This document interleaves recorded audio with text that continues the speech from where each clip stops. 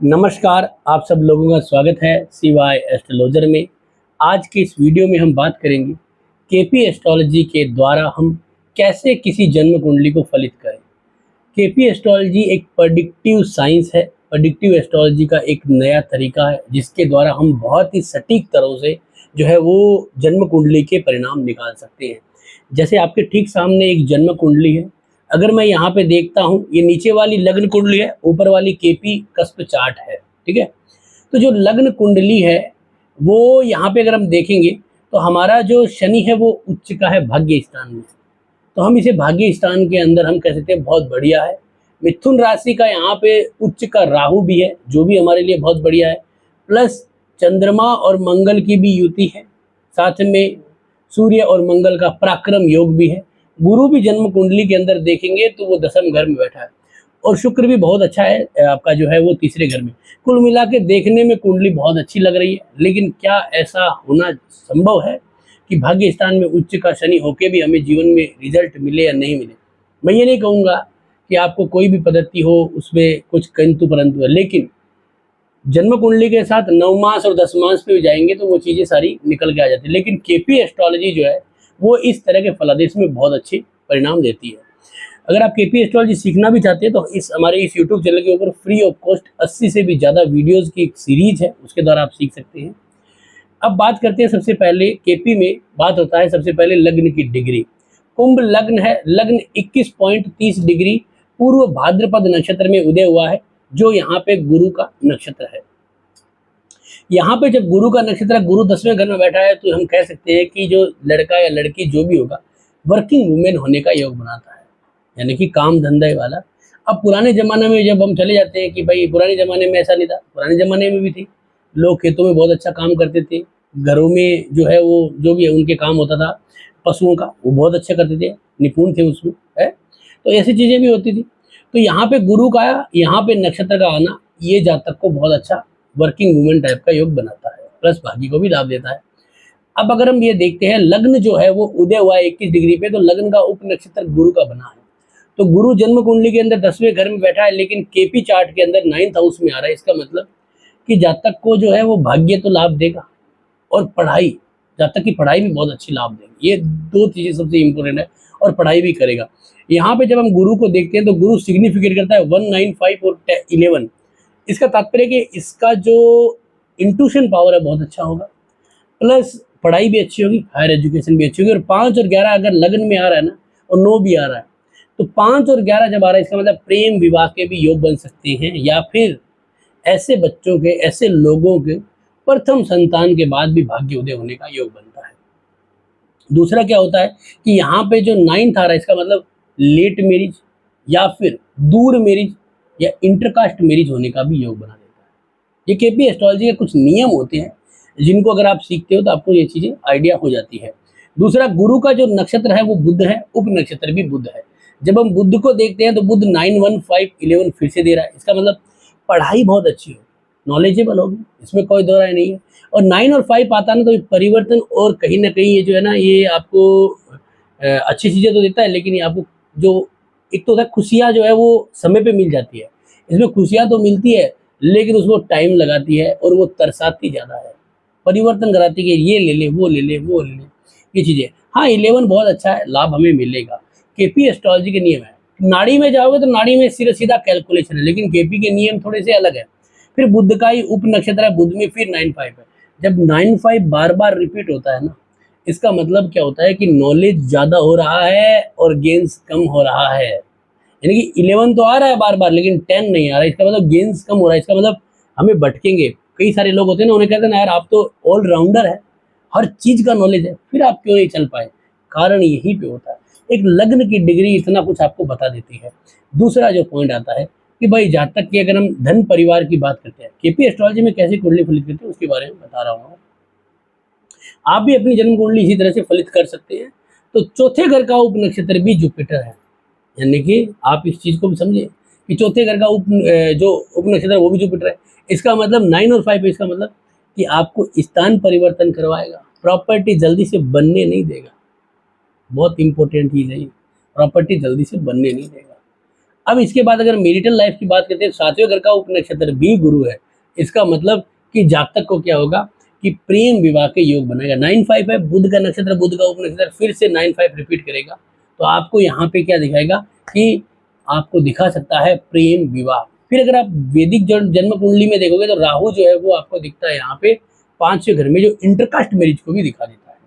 और गुरु जो है वो कास्ट में दिखाता है, लेकिन ये दिखाता है कि गुरु जो है वो इंटरकास्ट तो दे देगा, लेकिन वो ऐसा देगा कि जैसे मान लीजिए कि जनरल कैटेगरी में ही देगा। जनरल कैटेगरी का कारक है गुरु। फिर हम बात करते हैं आपके दसम घर के ऊपर। नवमांश में भी अगर आप देखोगे ना, नवमांश कुंडली में भी, तो नवमांश कुंडली में भी क्या है कि अगर आप यहाँ पे सर्च करते हो ना, तो आपको भी मिल जाएगा कि शुक्र जो है ना वो बुध के साथ है, और शुक्र जो है वो यहाँ पे बुध के साथ होकर वृषभ राशि का बैठा है। तो यहाँ पे वो भी मैरिटल लाइफ में प्रेम संबंधों को दिखा रहा है।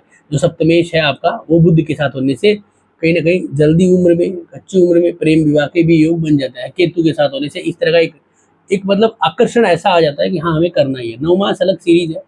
जब हम यहाँ पे 10th हाउस का कस्पल सबलॉर्ड देखते हैं, यहाँ पे जुपिटर बनता है। जुपिटर जो है वो यहाँ पे जो है वो दिखाता है 195। इसका मतलब गुरु इस जन्म कुंडली का मेन सूत्रधार है, लगन का, 4th का, 7th का और 10th का। तो वो क्या करता है, और पुत्र का भी कारक है, यानी 5th कस्पल सबलॉर्ड भी जुपिटर ही है। और जुपिटर जब 9-5 देता नहीं, 9-5 नॉलेज के लिए बहुत बढ़िया है। अगर ये टीचर हो, अगर ये कोई धार्मिक जगहों पे कोई कार्य कर रही हो या कर रहा हो, या फिर कोई आप ये कह सकते हैं कि ज्योतिष के फील्ड में हो, तब तो बहुत ज़बरदस्त है। लेकिन बाकी चीज़ों में भटकना ही है और कुछ नहीं है। बाकी चीज़ों में भटकना है। शब्द हिंदी में शब्द है, थोड़े कड़वे जरूर है। तो ये दिखाता है कि जातक को कहीं ना कहीं एजुकेशन, हायर एजुकेशन, ऐसे लोगों को जज बनने की सलाह हम देते हैं, क्योंकि 9-11 बार है ना, जजमेंट बहुत बढ़िया है, इंट्यूशन बहुत बढ़िया होता है ऐसे लोगों का। या ज्योतिष के फील्ड में आइए, बहुत लाभ होता है। वास्तु के फील्ड में नहीं चलेंगे ये लोग, ज्योतिष के फील्ड में बहुत अच्छा चलेंगे। तो यहाँ पे ये सब लाभ हमें मिलते हैं। तो कुल मिला के हम ये कह सकते हैं कि इस जन्म कुंडली के माध्यम से हमें जब हम फलित करते हैं तो बहुत सारे अच्छे राज्यों का हमें मिल रहे हैं। अब मैं आपको जो है इसके अंदर जो है वो दिखाता हूँ। प्लेनेट 2 कस्प जो है वो आपके क्या कर रही है कि डिग्रियाँ, यानी कि जो आपकी दृष्टियाँ हैं उसको। तो गुरु जो है ना वो यहाँ पे लग्न के ऊपर दृष्टि डाल रहा है, यानी कि फर्स्ट कस्पल सबलॉर्ड है, लग्न पे ही दृष्टि डाल रहा है।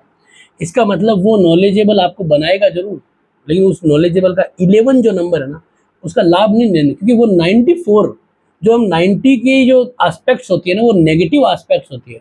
इसका मतलब है कि 90 के एस्पेक्ट्स के हिसाब से वो आपको अपने नॉलेज का फायदा करने नहीं देगी।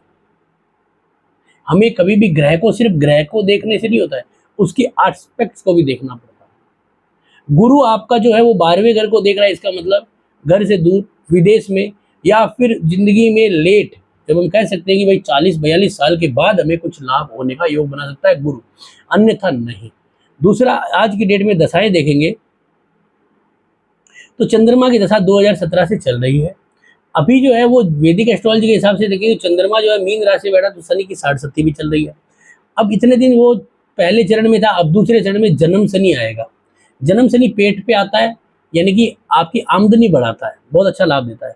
और 2017 से अगर हम बात करते हैं तो हमारी चंद्रमा की दशा चली थी, और चंद्रमा जन्म कुंडली के अंदर अगर हम देखते हैं तो हमारा 1, 5 और 6 दे रहा है, तो नौकरी में लाभ दे रहा है। ऐसे लोग अगर व्यापार में आएंगे तो फेल हो जाएंगे। पूरा कंप्लीटली देखते हैं तो 1, 6, 1, 5, 8, 1 और 12, 8 और 12 आ गया, और 5 भी आ गया, 5, 8 और 12 आ गया। इसका मतलब चंद्रमा की दशा में कोई कैरियर नहीं है, फ्लॉप शो है। 10 साल की दशा आपकी खराब बराबर है। इसमें आपको हो सकता है छोटे मोटे पीरियड अच्छे आ सकते हैं, बाकी ये दशा आपको अच्छी रिजल्ट देने वाली नहीं है, ठीक है ना, बहुत अच्छी रिजल्ट नहीं देगी। एस्पेक्ट्स में जरूर आइए। यहाँ पे अगर देखेंगे कि चंद्रमा की सबसे ज्यादा मार कहाँ पड़ती है, मून सबसे ज्यादा मार 8th हाउस पे डालता है। यानी कि जो हमें 8th हाउस का मतलब ये नहीं होता है कि वो बुरा है 8th हाउस उस पर डाले। 8th हाउस बहुत इंपॉर्टेंट है। आप जब भी कोई गहन अध्ययन करते हैं ना, किसी भी चीज में पीएचडी करते हैं ना, या किसी भी चीज का आपको सबसे ज्यादा डीप नॉलेज होता है ना, अगर मैं कहता हूँ कि भाई मुझे बहुत अच्छी ज्योतिष आती है, मैं भगवान करे अच्छी आए और सबको आए, मैं कहता हूँ मुझे केपी बहुत अच्छी आती है और केपी में मुझे डीप स्टडी चाहिए, और गुरु और चंद्रमा अगर मान लीजिए ऐसे 8वें घर में देख लेता है, 8वां घर वही डीप स्टडी का है, तो आप जिस चीज को पढ़ रहे हो, जिस चीज पे फोकस कर रहे हो, उसको चंद्रमा करने ही नहीं देगा। 8वें घर पे दृष्टि डालना चंद्रमा का सबसे बड़ा बुरा हमारे लिए परिणाम होता है, बहुत बुरा देता है। तो इस तरह से हम ये देख सकते हैं कि हमारे जीवन के अंदर चंद्रमा यहाँ पे गड़बड़ करता है। अब इसी के साथ अगर हम बात करते हैं तो हमारी जन्म कुंडली के अंदर जो वैवाहिक जीवन है उसके अंदर भी हमारे को जुपिटर है, तो वो भी हमें 9-5 दे रहा है। तो इसका मतलब हम नहीं कहेंगे, अब दुनिया के लोग क्या करते हैं 9-5 है इसका मतलब तो बहुत बढ़िया है, मैं कह रहा हूँ नहीं है, लेट है, परिवर्तन है, प्रेम विवाह है, इसमें डिस्टर्बेंस है, बहुत ज्यादा। और चंद्रमा का 8वें घर को देखना जो ससुराल पक्ष को भी दिखाता है, उसको देखना यानी कि ससुराल पक्ष से भी लड़ाई झगड़ा दिखाता है। केपी के नए आयाम है, नए नियम है, हो सकता है आपको अजीब सा लगे लेकिन केपी में फलादेश बहुत अच्छी तरह से किया जा सकता है। तो इस तरीके से हमें ये आइडिया मिलता है कि यहाँ पे चंद्रमा बुरा। अब रत्न कौन सा पहने, देखिए इसमें अगर आप देखोगे ना तो हमारे को कौन सा भाव चाहिए जो स्ट्रॉन्गेस्ट रिजल्ट दे। जहाँ तक पढ़ा लिखा बहुत है, जहाँ तक कुछ करना चाहता है, झटपटा रहा है, नई नई चीज़ों के बारे में पढ़ना भी चाहता है, पढ़ा भी रहा है, बहुत कुछ है, लेकिन पकड़ नहीं बना पा रहा। कारण क्या है? कारण क्या है कि यहाँ पे कोई भी ग्रह जो है वो स्ट्रॉन्गेस्ट रिजल्ट नहीं रहा। केतु में राहु, केतु में केतु 10th डबल बार एक्टिव होगा, फिर 1 4 2 9 और 10 10 बार 10 3 बार 10 आ गया, 10 3 बार आ गया, और 9 और 2 और 4 भी आ गया, 2 और 4 भी आ गया। इसका मतलब क्या है, हम जातक को रिकमेंड करेंगे केतु का रत्न लहसुन या पहले, जो केपी चार्ट में 10th हाउस में भी है, लगन में आपके 9th हाउस 11th हाउस में है। तो आपको 10th हाउस का रत्न, केतु का रत्न लहसुन या रिकमेंड करें, बहुत बढ़िया रत्न है। चंद्रमा की दशा के बाद पहन लीजिए, या फिर शुक्र जब जैसे ही लगता है पहनिए। और केतु की दशा में जातक आया, इसका मतलब केतु चाहता है कि मैं कुछ दूं, केतु चाहता है कुछ दूं, इसीलिए जातक आया भटकता भटकता। तो इसीलिए आपको इस तरह से अगर आप फलादेश करोगे आपको लाभ मिलेगा। इसके बाद चंद्रमा के बाद जो है वो दशा आती है मंगल की। मंगल जो है वो यहाँ पे जन्म कुंडली 1 5 2 9 10 दे रहा है, ठीक है। 2 और 10 आ जाता ना, काम बन जाता है। अगर हम पूरा कंप्लीटली इसको मंगल को देखेंगे तो 10 2 10 1 5 1 7 7 आ रहा है, इसका मतलब व्यापार में लाभ मिल जाएगा। यहाँ पे 1 5 आते ही खेल बिगड़ जाता है, 7 आते ही बन गया, यानी कि मंगल की दशा भी अच्छी चली जाएगी। तो कुल मिलाकर हमने क्या देखा, क्या सीखा, ये कि केपी एस्ट्रोलॉजी में हम सूक्ष्म फलादेश के बहुत अच्छे तरीके से कर सकते हैं और उससे हमें लाभ भी मिलता है। तो आज की इस वीडियो से आपको कृष्णमूर्ति बदलती है कुछ नए नियम, कुछ नई चीज़ों के बारे में पता चला। आपको कैसा लगा जरूर बताएं, अच्छा लगा तो लाइक करें, शेयर करें, सब्सक्राइब करें। धन्यवाद दोस्तों।